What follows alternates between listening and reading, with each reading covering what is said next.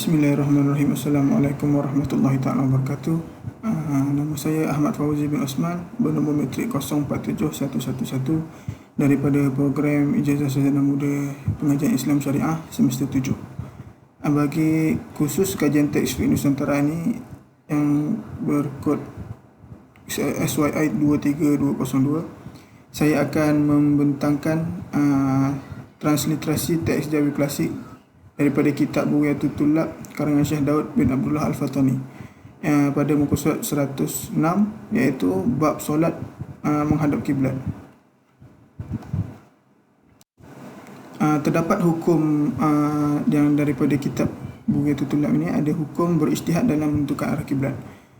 Penulis ada menyatakan pada muka surat 106 tersebut, dan demikian lagi dilihat akan jemaah yang banyak daripada Islam sembahyang mereka itu kepada jihah ini. Jihah yang disebutkan dalam kitab ini adalah jihah Kaabah, iaitu Kaabah sendiri, Ain Kaabah sendiri.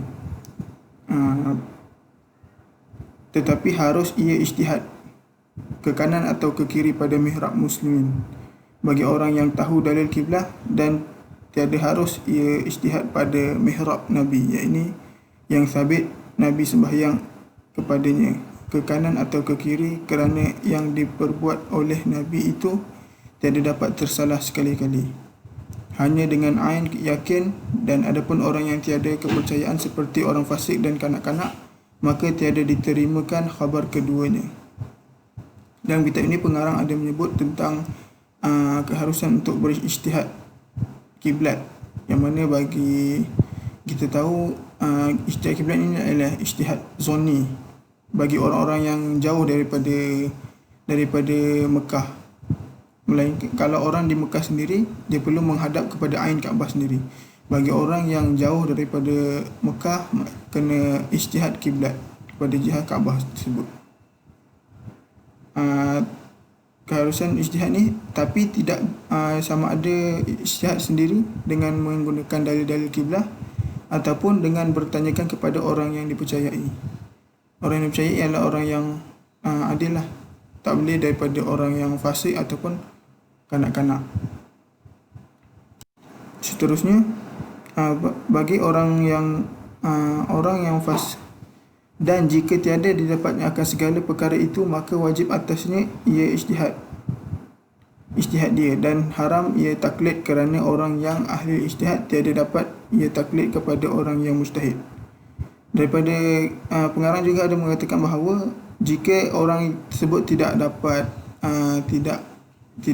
Ain Kaabah sendiri, perlulah kepada ijtihad, dan ijtihad ni tidak boleh, bagi orang yang mampu berijtihad tidak boleh bertaklid kepada ijtihad orang lain sedangkan dia mampu. Dalil ijtihad ada banyak.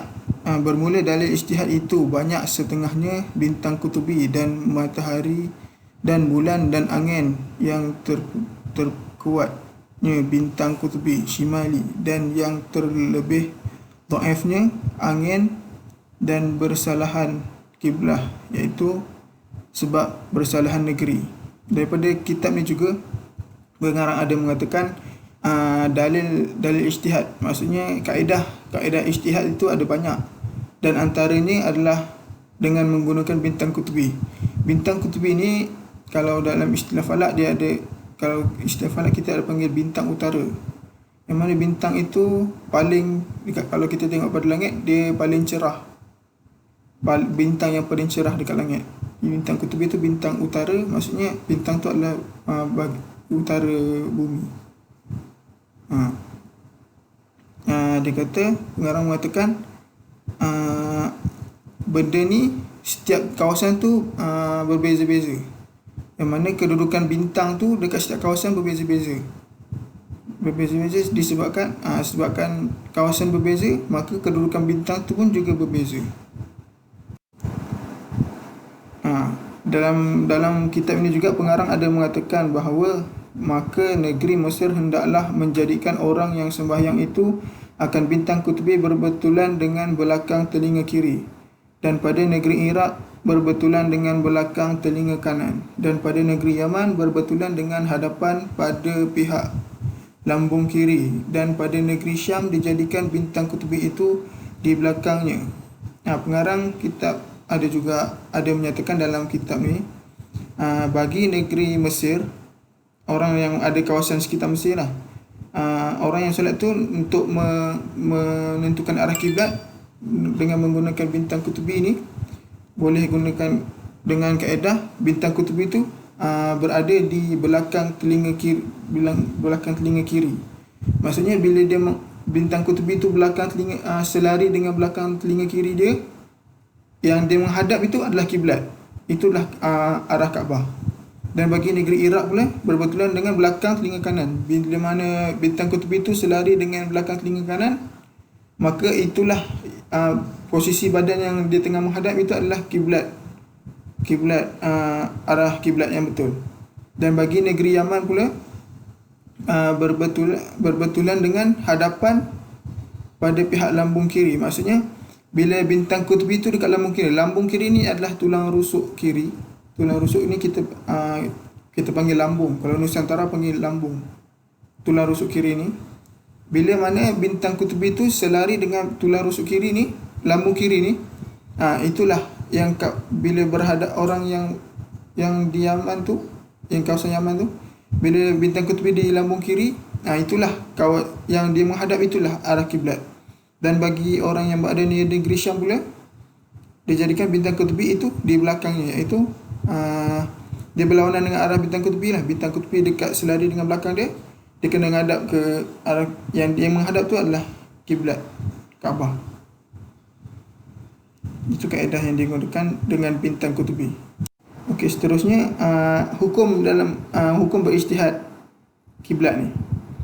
Garang mengatakan, dan wajib ijtihad orang yang berkehendak sembahyang itu bagi tiap-tiap fardunya. Jika tiada teringat akan dalil yang pertama, maka jika pecik waktu daripada ijtihad itu tercengang ia sebab kelam dan berlawanan beberapa dalil, hendaklah disembahyangnya kepada barang pihak yang dikehendaki kerana darurat. Dan wajib mengulangi, maka tiada harus ia bertaklid kerana kuasa ia ijtihad. Dia berkuasa untuk ijtihad dan kerana harus hilang tercengangnya. Pengarang mengatakan kat sini, maksudnya wajib bagi orang yang ingin menunaikan solat fardu untuk berijtihad. Jika dia tak tahu kiblat dia wajib untuk berijtihad. Namun kalau dia terlupa salah satu dalil-dalil, kaedah-kaedah untuk menentukan arah kiblat tu, ataupun waktu dia tahu pasal guna bintang kutubi itu, tapi waktu tu langit kelam, kalau waktu ketika tu dia hendaklah solat ke arah mana pun yang dia rasa betul, sebab keadaan tu darurat. Bila mana dia buat benda ni, keadaan darurat, dia kena solat semula qada, sebab sebelum ni bukannya dia tak tahu kiblat, dia tahu, cuma keadaan tu yang buat dia tak boleh cari kiblat, jadi dia kena qada untuk solat yang dia dah buat tu. Bismillahirrahmanirrahim. Assalamualaikum warahmatullahi taala wabarakatuh. Nama saya Ahmad Fauzi bin Osman, bernombor matrik 047111 daripada program Ijazah Sarjana Muda Pengajian Islam Syariah semester 7. Bagi khusus kajian teks fiqh Nusantara ini yang berkod SYI 23202, saya akan membentangkan transliterasi teks Jawi Klasik daripada kitab Bughyatul Tullab karangan Syekh Daud bin Abdullah Al-Fatani pada muka surat 106, iaitu bab solat Okey, seterusnya adalah hukum mempelajari kaedah menentukan kiblat. Hukum mempelajari kaedah menentukan arah kiblat ni adalah wajib fardu ain. Seperti penulis mengatakan, wajibnya seperti wajibnya belajar fardu wudu. Dan tidak harus bertaklid bagi orang yang belajar ilmu ni. Bagi orang yang mampu untuk belajar, dia tak harus untuk bertaklid kepada orang lain. Bagi orang yang hendak musafir, hukum mempelajarinya ke atasnya adalah fardu ain. Jika dalam kalangan kumpulan dia musafir tu, sikit je orang yang tahu kaedah-kaedah untuk menentukan arah kiblat. Kalau orang dalam kumpulan musafir tu ramai yang tahu kaedah ni, maka hukumnya jatuh kepada fardu kifayah untuk mempelajarinya. Bagi orang yang jatuh hukum fardu, bagi yang wajib untuk belajar ni, orang yang dalam tadi contohnya dalam musafir tadi tu, bagi orang yang jatuh hukum fardu untuk belajar ni, kalau dia tidak belajar, haram dia untuk bertaklid. Maksudnya kalau dia tak belajar, dia tak boleh bertaklid. Dan kalau dia bertaklid, wajib dia untuk qada solat dia kalau dia taklid. Sedangkan dia mampu untuk belajar tapi dia tak belajar, haram untuk dia bertaklid. Dan kalau dia bertaklid, wajib untuk dia qada solat dia. Tapi bagi orang yang fardu kifayah boleh, tak berdosa kalau dia tak belajar, sebab ramai lagi orang yang tahu, dan dia pun harus untuk bertaklid kepada orang yang tahu tu, bertaklid, dan solat dia sah, dan dia tak perlu pun ulang solat dia. Itu sahaja daripada saya, daripada muka surat 106 kitab Bughayatul Tulab yang berkaitan dengan solat menghadap arah kiblat dan ijtihad untuk menentukan arah kiblat. Sekian, wassalamualaikum warahmatullahi wabarakatuh.